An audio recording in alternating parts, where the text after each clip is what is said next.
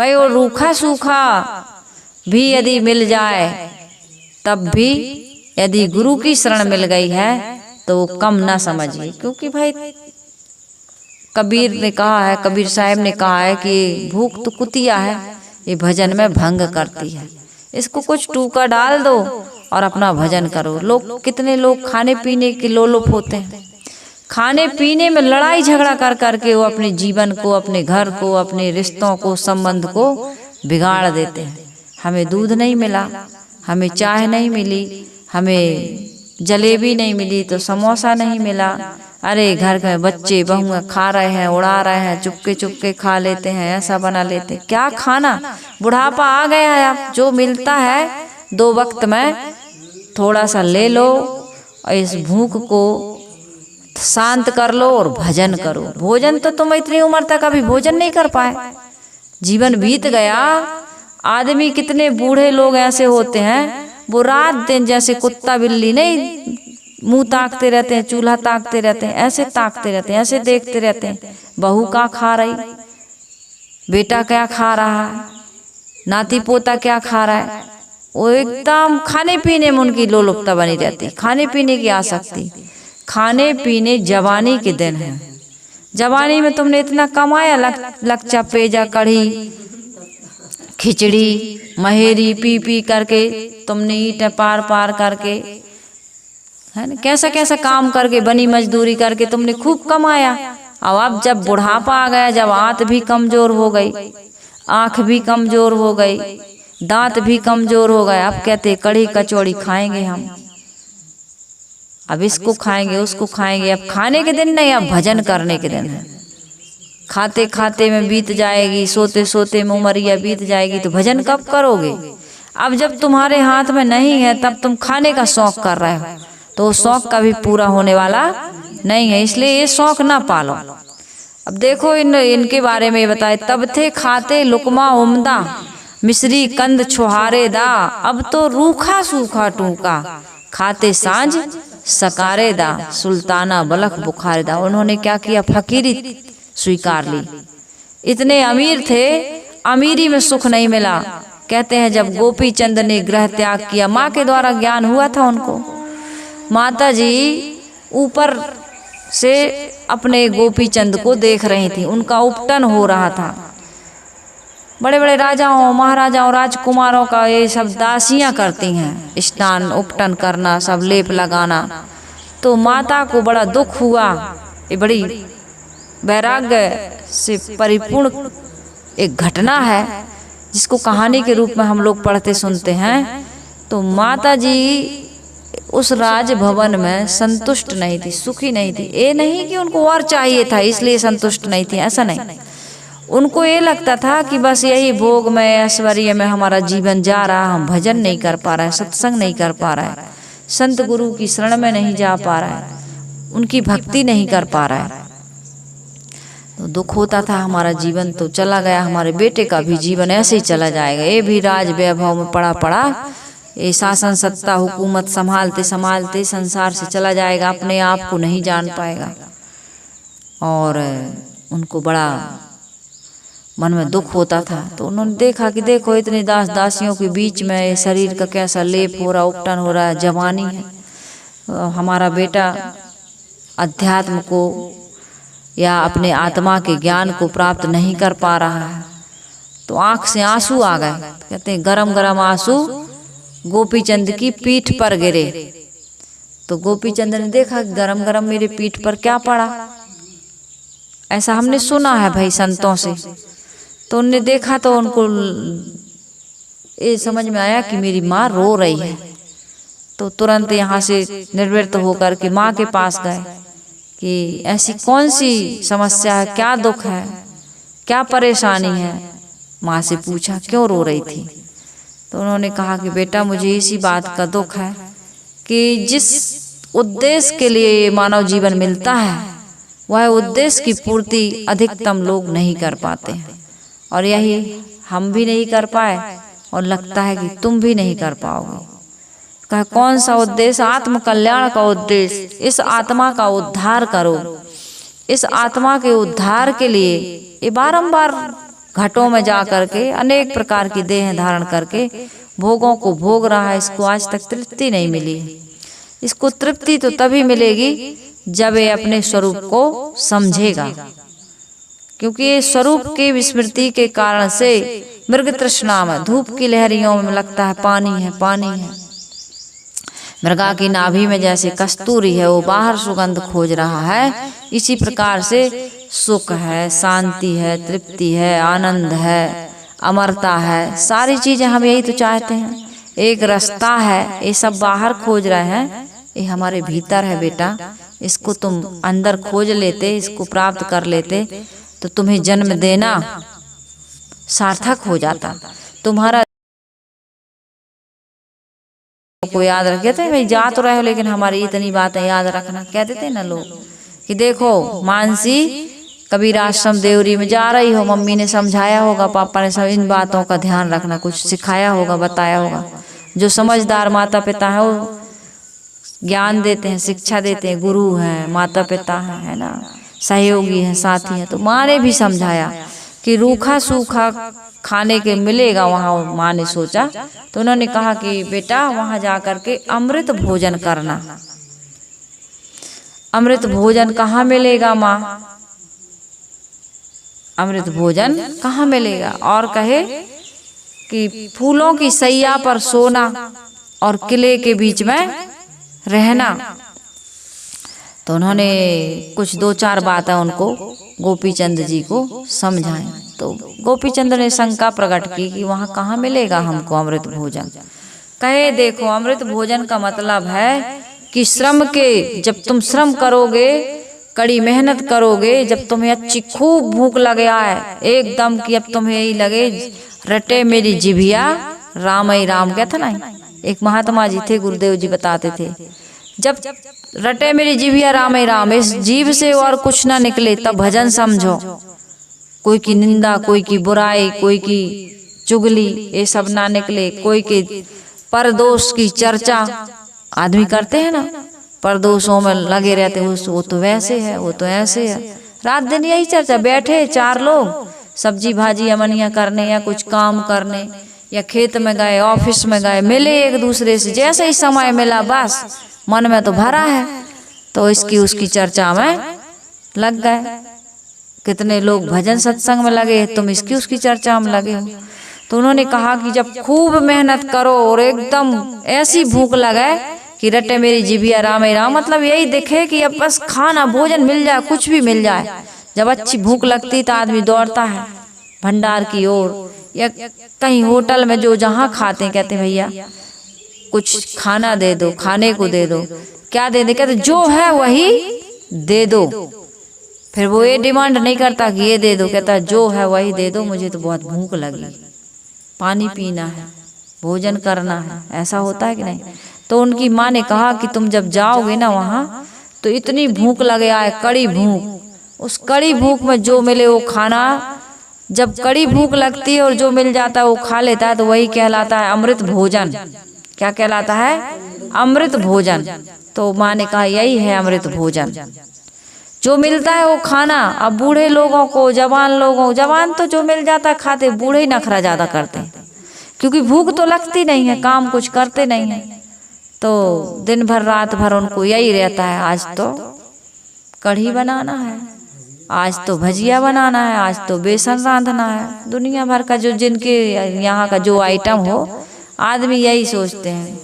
और फिर बड़ा मक्खन भी लगाते, काय बहू काय बेटा, आज जो चीज बने हम सब सुधार के दे दें, हम सब कर दे हैं, बना देना। हाँ, और फिर नहीं बना स्वाद का, तब कहते लोग हरिया लगे, मेहनत से बनाए लेकिन स्वाद नहीं मिला, पूरा दिन चला गया उसी को बनाने में। लोग हरिया वो में नहीं लगा, लोग हरिया लगा तुम्हारी जीभ में और आसक्ति में कि तुम इतने अपने आप को जिभ्या स्वार्थ कारणे नरकीने, बहुत उपाय दिन भर लगा दिए, उसी भजन नहीं किए। तो माँ ने कहा कि जब कड़ी भूख लगे बेटा तो भोजन करना, वो अमृत भोजन।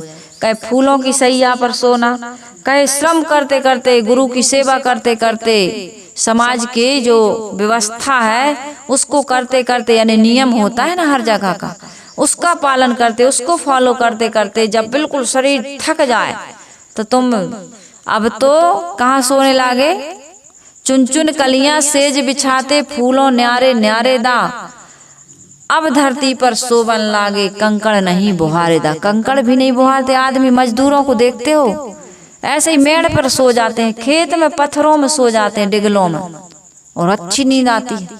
और यहाँ आदमी के डल्लप और एसी भी फेल हो जाता है, नींद की गोलियां लेने पड़ती हैं। तो माँ ने कहा कि भक्ति करते करते, सेवा करते करते, गुरु के समर्पण में जो भी आपको सामने सेवा का कार्य आए उसमें जी नहीं चुराना, खूब सेवा करना, मेहनत करना, क्योंकि सेवा के बिना, श्रम के बिना कहीं भी किसी भी प्रकार का कोई मंगल नहीं है। जहाँ रहो, अरे जहाँ जाओ वहीं काम बता देते हैं, तो तुम जहाँ जाओगे खाओगे नहीं का मुंह सिल के रहोगे।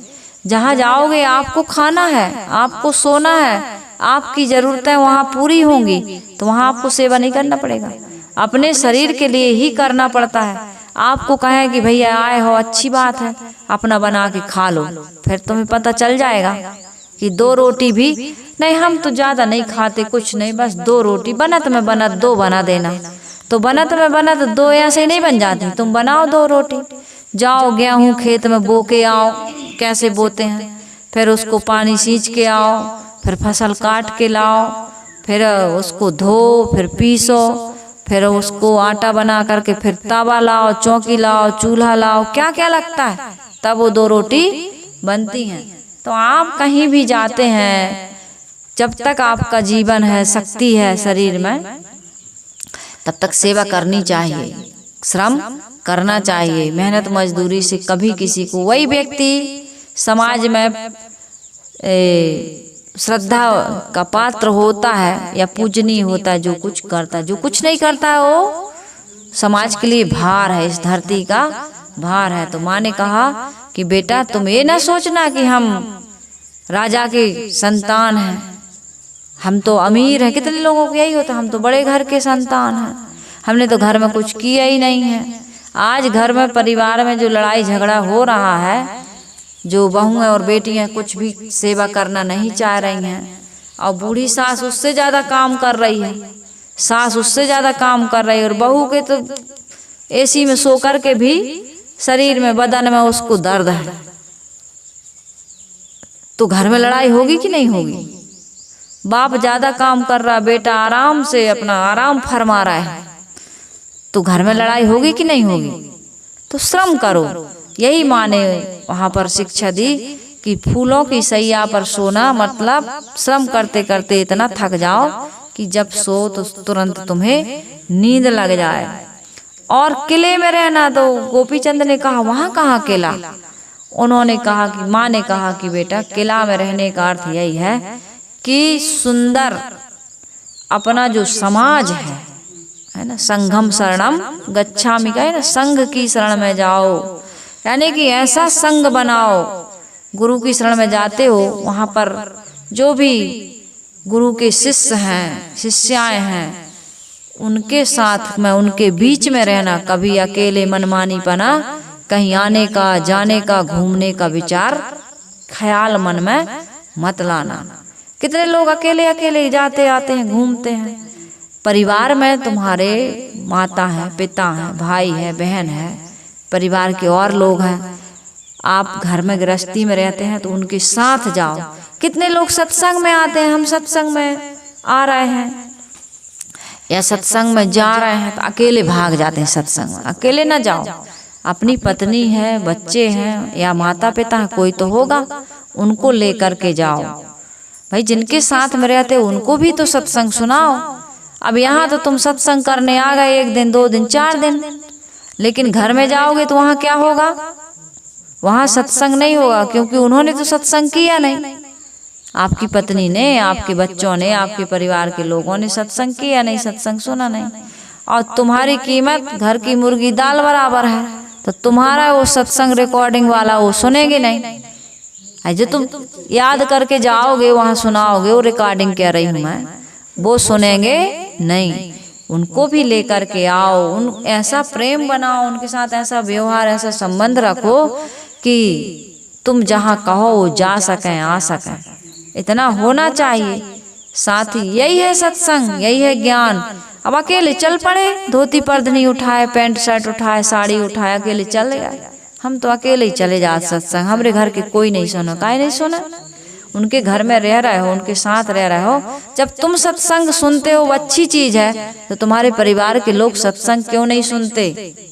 तुम्हारे जीवन से सत्संग का झरना नहीं बह रहा है, इसलिए लोगों की रुचि सत्संग में नहीं है। अपने जीवन से सत्संग का झरना बहाओ, अपनी रहनी से, अपने आचरण से, अपने व्यवहार से, तब तो आपसे प्रभावित होकर के आपके साथ सत्संग में आएंगे। तो गोपी चंद की माँ ने कहा कि बेटा किला में रहना यानी कि सुरक्षित रहना, किला में रहना यानी कि अपने समाज के संग में जो व्यक्ति चलता है, कहते हैं ना अंगूर के गुच्छे से अंगूर टूट करके गिर जाए तो उनकी कीमत आधे से भी कम हो जाती है। हो जाती कि नहीं हो जाती है? और जब तक गुच्छे से लगा है वो 80 रुपया, 120 रुपया किलो, और टूट गया तो 40 में ही जाएगा, 30 में ही जाएगा।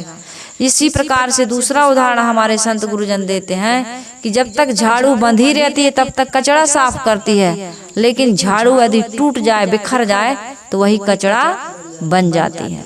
इसलिए समाज से, अपने घर से, परिवार से जुड़ के रहो।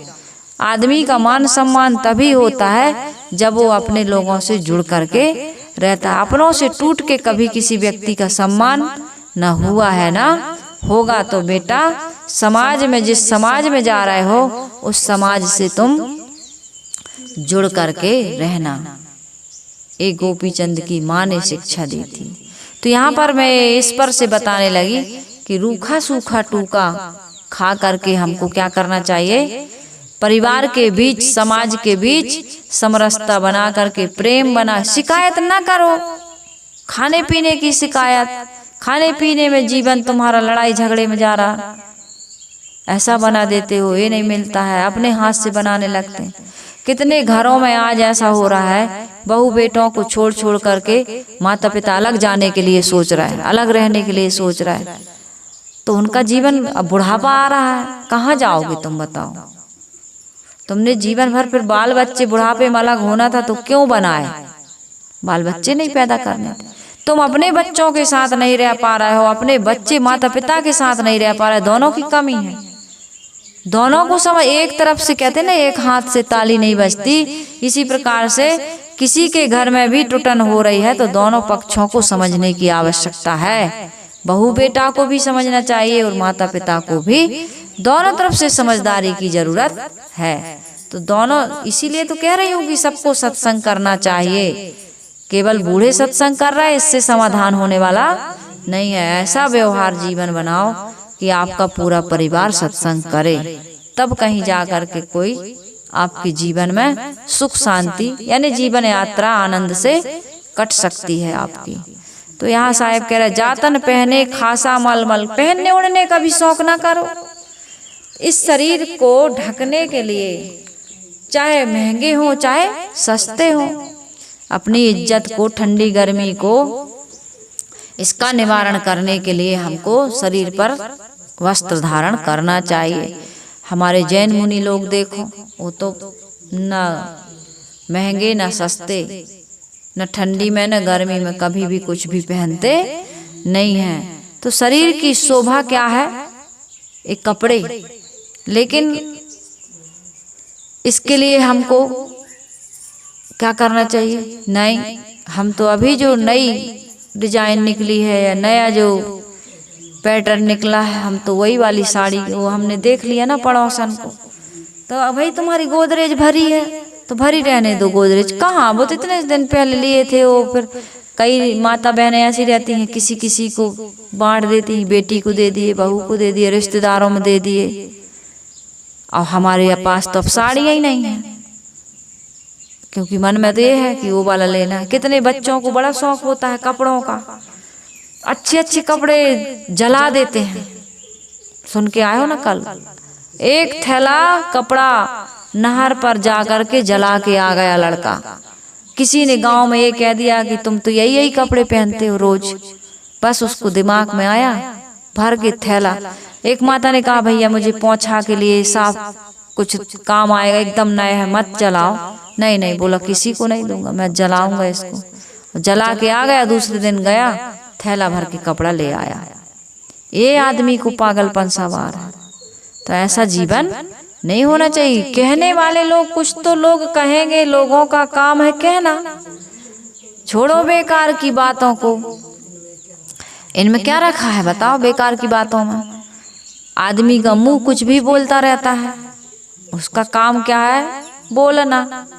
बोलने का उसका मुंह हमेशा चरचराया रहता है, कुछ ना कुछ बोलता रहता है। बोलने दो उनको, तुम्हें क्या करना है ये तो तुम्हें होशो हवास होना चाहिए। तो यहाँ पर मैं ये कह रही थी, जातन पहने खासा मलमल, 3 टंक 9 तारे दा। अब तो बोझ उठावन लागे, गुद्दड़ 10 मन भारे दा। गुदड़ी वाले बाबा आते थे पहले, अब तो वो गुदड़ी वाले बाबा आते नहीं। तुम्हारी तरफ आते थे गुदड़ी वाले, गुदरिया बाबा कहते थे हमारे यहाँ, है ना? गुदरिया बाबा जो मिलता था कहते हैं उसको, वो पहनते ही थे ऐसे कई चिंदी वाले, कई टप्पर वाले कपड़ा पहन करके आ जाते थे। ऐसा भी लोग जीवन जीते हैं। कहने का मतलब ये है कि अब सुल्तान को पहनने का, खाने का, सोने का, कहीं घूमने का, किसी भी प्रकार का कोई शौक नहीं रह गया। तरह तरह के शौकीन लोग होते, कितने लोग इत्र लगा के घूमते हैं, हर समय ऐसे सूंघते रहते हैं, है ना? बुढ़ापे तक इत्र लगाए बिना उनका जीवन, वो गंध वाले कीड़े बनेंगे, जो गंध से जो कीड़े पैदा हो जाते हैं उसमच खानी में जाएंगे। ऐसा हमारे संत लोग बताते हैं कि जो ज्यादा सूंघने के वो होते हैं ना, तो वो उसमच खानी में चले जाते हैं। जो चुरा चुरा के खाते हैं, छुप छुप करके खाते हैं, वो बिल्ली और चूहा बन जाते हैं। जो ज्यादा क्रोध करते हैं, फुफकारते रहते हैं, वो काला नाग बन जाते हैं।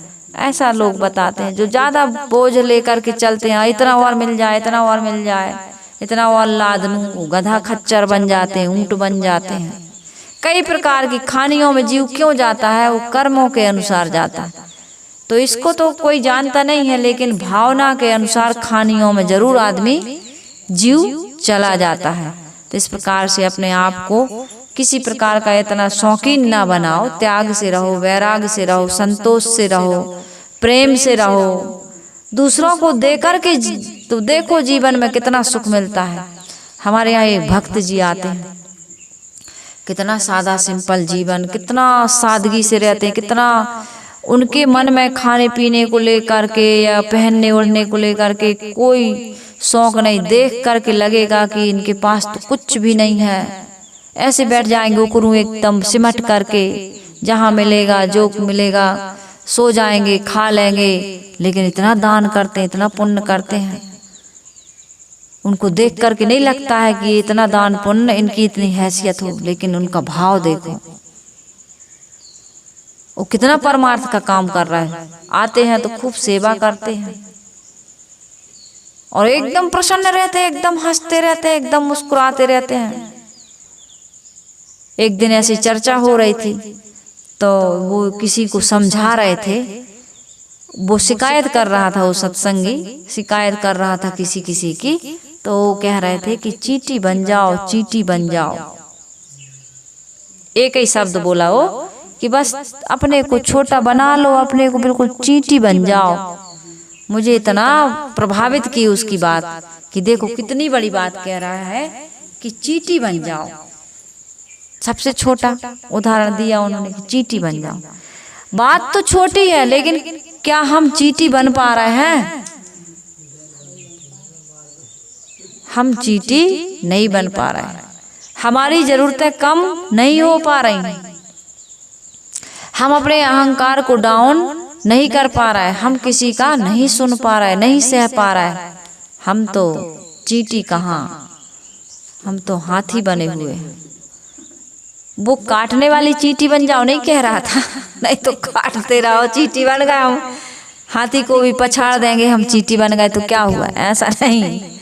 चींटी बन जाओ यानी छोटे बन जाओ। छोटे में सुख है। कहीं भी बैठ जाते हैं, कहीं जो मिला खा लेते हैं, जहाँ मिला सो जाते हैं। चींटी बन गए हो, छोटे बन गए। क्या दिक्कत है, क्या समस्या है बताओ छोटे बनने में? कोई समस्या नहीं, समस्या तो बड़े बनने में है। यदि आपको बड़ा बनना है तो कितनी बड़ी प्रक्रिया से गुजरना पड़ता है, 1 के 2 बनना पड़ता है। बड़ा जब बनता है तो उड़द 1 रहता है, लेकिन उसको बड़ा बनना है तो 2 हो जाता है। फिर रात भर पानी में डूबा रहता है, फिर बढ़िया छिलका उसके निकाले जाते हैं घिस घिस के, और उसको फिर सिल पर पीसा जाता है। अब इतने में भी बड़ा नहीं बनता पीसने मात्र से, फिर उसमें बढ़िया नमक मिर्ची मिला करके फेंटा जाता है। ले अब चुनमुनात रहो, है ना, मिर्ची और नमक लग गया पिसने के बाद। अब इतने में भी बड़ा नहीं बनाया, अभी तो उसको खोलते हुए तेल में डालना है, तब कहीं वो बड़ा बनता है। ऐसा प्रक्रिया से गुजरना पड़ता है बड़ा बनने के लिए। बड़ा आदमी ऐसे ही नहीं बन जाता है। तो छोटे बन जाओ, चींटी बन जाओ, अपने आप को छोटा बना दो, लेकिन काम बड़े करो। समाज की सेवा करना परहित सरस धर्म नहीं भाई। पराये का हित कर रहा है वो व्यक्ति, खुद को कहता है मैं चींटी, मतलब चींटी बन जाओ, तो खुद बना है चींटी तब तो कह रहा है। वो उपदेष्टा नहीं है, वो किसी को उपदेश नहीं दे रहा है, अपने जीवन व्यवहार से और वाणी से वो उपदेश दे रहा, कह रहा चींटी बन जाओ। और समाज की सेवा करता है तन से भी, मन से भी, धन से भी। ऐसा व्यक्ति वो दिखने में साधारण है, लेकिन वो साधारण नहीं है। मैं तो उसको देख करके मुझे बहुत ज्ञान मिलता है, बहुत प्रेरणा मिलती है, उससे मैं बहुत कुछ सीखती हूँ। जबकि वो मेरा शिष्य है, यहाँ आता है, लेकिन मुझे उसको उससे सीखने को मिलता है। जाने लगा तो मेरे आंख में आंसू आ गए। बताओ, ऐसा भी संसार में जीवन जीने वाले लोग हैं।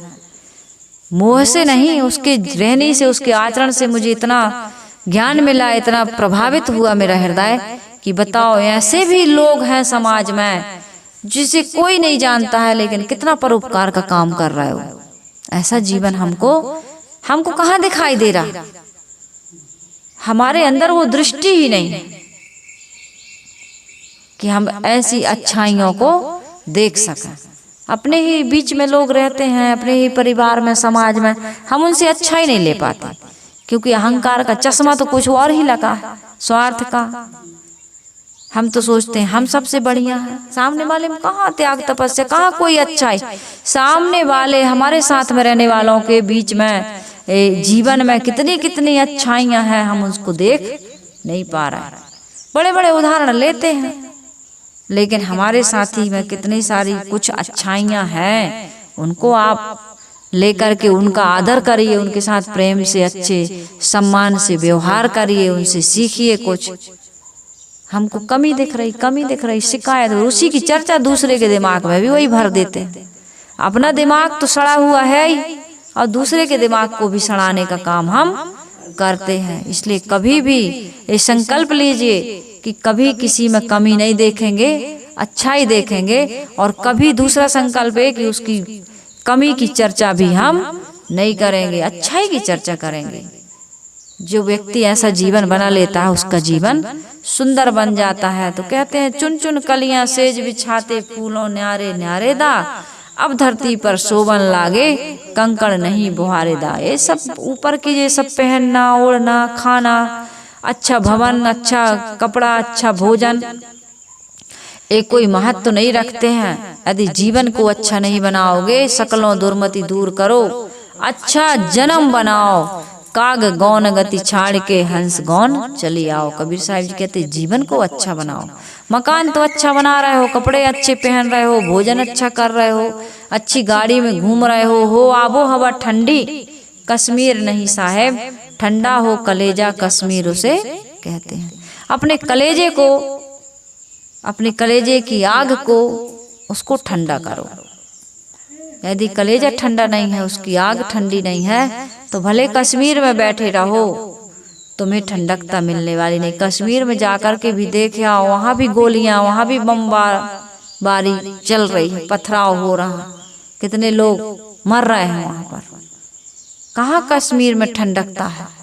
ठंडकता तो आदमी के कलेजे में होनी चाहिए। इसलिए अपने कलेजे को जहाँ भी हो ठंडा करके रखो। ठंडा करके नहीं रख पाते, बड़ी आग लगी है, क्या करें, सुनते तो हैं, लेकिन ये पापी मन। ओ मंदाकिनी जी का चलता है ना, मंदाकिनी में ओ पापी मन कर ले भजन, मौका मिला है तो कर ले यतन, बाद में प्यारे पछताएगा जब पिंजड़े से पंछी निकल जाएगा जब। हाथ से तुम्हारा समय निकल गया, जीवन बीत गया, भजन नहीं किया। जब भजन नहीं किया, केवल भोजन ही किया है, तो भोजन तो सुबह खाओ, शाम को फिर भूख लगे आती है, लगे आती कि नहीं? कितने बार खाते हो? 3-3 बार, 4-4 बार, और बीच में और मिल जाए तो उतनी बार। लेकिन भजन कितना करते हो भैया? भोजन किए कि नहीं सब पूछते हैं, लेकिन भजन करते हो कि नहीं कोई पूछता है? भजन क्या, एक आदमी है हमारे आश्रम में आते हैं, बड़े सज्जन है वो, आए आश्रम के लिए, कुछ अनाज भी लाए, अपने रिश्तेदारों को लेके आए, 5 लोगों को, कहे इनको दीक्षा दे दो साहब जी। वो अपने रिश्तेदारों से पूछते रहते हैं, काय भैया? हम तो कहते हैं कुछ नहीं पूछते, हमको बता रहे थे हम कुछ नहीं पूछते, हम यही पूछते काय भैया भजन कैसे चल रहा? छोटी छोटी बच्ची हैं, उनको दीक्षा दिलवाए हैं, और उनके जो शादीशुदा हैं, माता बहन है, रिश्ते में लगते हैं, उनको दीक्षा दिलवाए। कहते साहब जी हम तो यही पूछते हैं कि भजन कैसे चल रहा। हम पूछते ही रहते हैं, और भजन में किसी प्रकार की कोई कमी नहीं आनी चाहिए। हम जीवन के समय के महत्व को समझ करके उनको हम बिल्कुल हिंट करते ही रहते हैं कि काय भजन ध्यान अच्छे से चल रहा, ध्यान करते हो कि नहीं? हमने कहा बहुत बहुत धन्यवाद। ऐसे ही होना चाहिए, ऐसे रिश्तेदार मिल जाएं कि जो आश्रम ले आए, दीक्षित करवा दें, फिर पूछते रहे भजन कर रहे हो कि नहीं, अपने गुरु महाराज से बात करते हो कि नहीं, फोन करते रहना, बात करते रहना।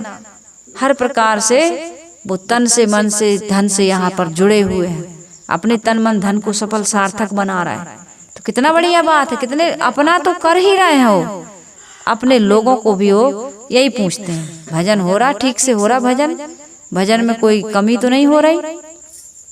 तो इस प्रकार हमको जीवन में भजन को महत्व देना चाहिए। 3 बार भोजन और भजन एको बार नहीं। भजन में तो आया है कि 3 बार भोजन, भजन 1 बार, इसमें भी आती उलझने हजार। लेकिन कितने लोग ऐसे हैं सुबह से पहुंच गए होंगे अपने काम पर, उन्होंने कोई भजन सुमरन, कोई आराधना नहीं की होगी। हम सौभाग्यशाली हैं जो सुबह सुबह इस सत्संग में आकर के भजन, आदमी देखो भजन नहीं कर पाता, करने वाले नहीं कर पाते, कितने तड़पते हैं। तो इस प्रकार से हम सबको इन चीजों पर ध्यान नहीं देना चाहिए, खाने पीने इसी में जीवन नहीं बिताना चाहिए। सुबह से शाम तक तू पेट भोग हित धाया, पशु के तुल्य हीरा नर जन्म को भटकाया, चेत अब से न गाफिल गंवाए चलो रे, मुक्ति जीवन का लाभ कमाए चलो रे।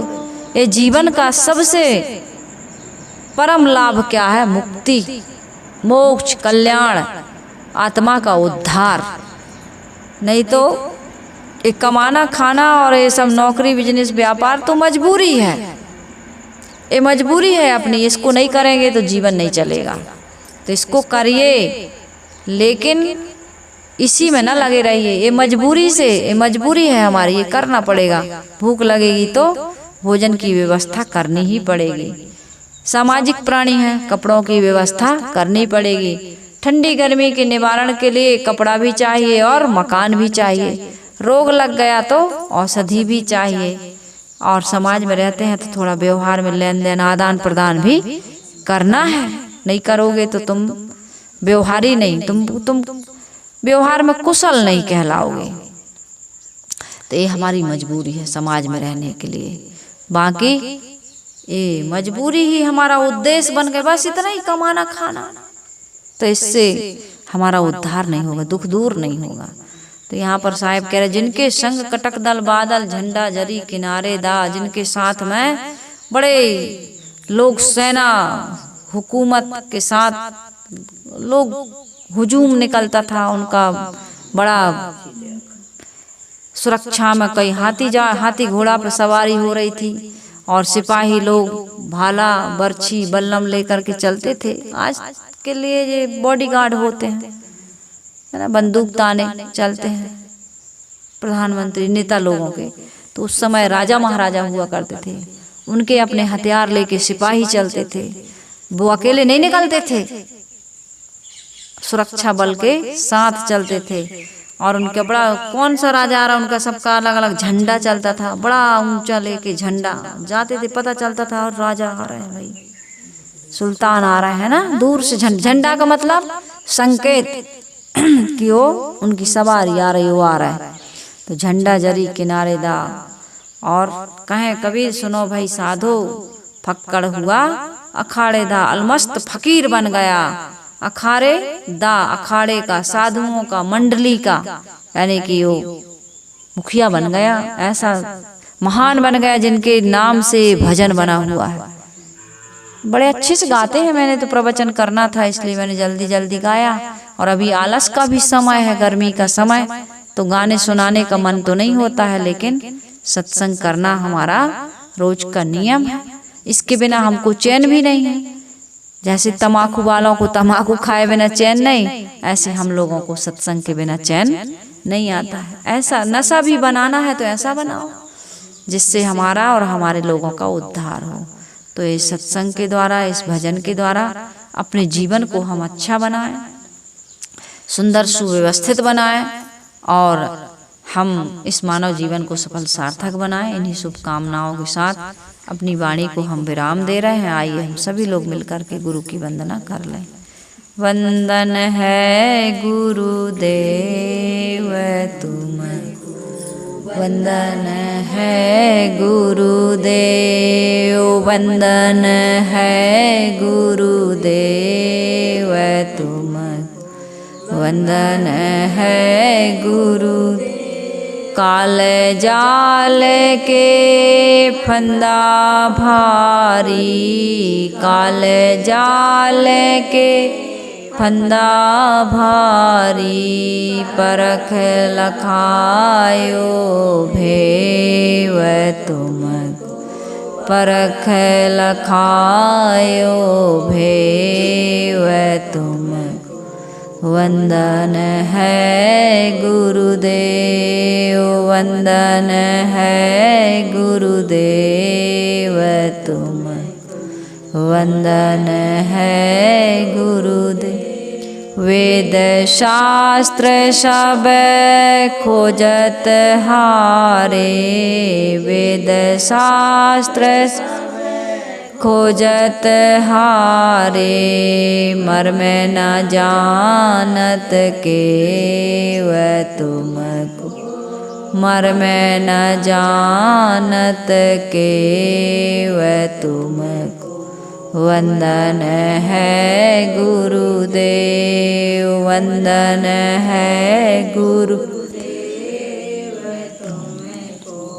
वंदन है गुरुदेव। गुरु समान और को दाता, गुरु समान और को दाता, ताकि करिए सेव तुमको, ताकि करिए सेव तुमको। वंदन है गुरुदेव, वंदन है गुरुदेव तुमको, वंदन है गुरुदेव। साहिब कबीर अभय पद ता, साहिब कबीर अभय पद, पूर्ण परख समेव तुमको, पूर्ण परख समेव। वंदन है गुरुदेव, वंदन है गुरुदेव तुमको, वंदन है